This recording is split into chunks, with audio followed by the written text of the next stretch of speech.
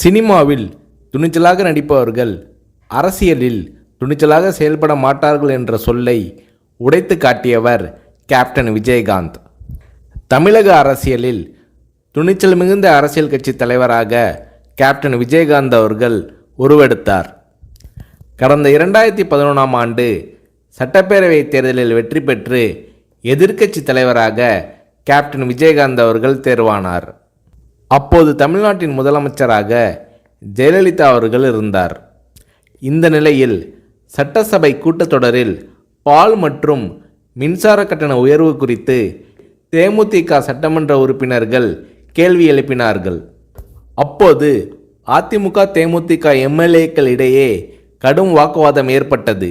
இந்த நேரத்தில் ஆவேசமாக எழுந்து பேசிய கேப்டன் விஜயகாந்த் அவர்கள், கூட்டணி கட்சி என்றால் ஆளுங்கட்சிக்கு ஆதரவாக இருக்க வேண்டும் என்பது இல்லை, மக்கள் பிரச்சனை தான் எங்களுக்கு முக்கியம், அதை பற்றி தான் பேசுவோம் என்று கர்ஜித்தார் கேப்டன் விஜயகாந்த். இந்த நேரத்தில் ஜெயலலிதா அவர்களும் கேப்டன் விஜயகாந்த் அவர்களும் மாறி மாறி கடும் விவாதத்தில் ஈடுபட்டனர்.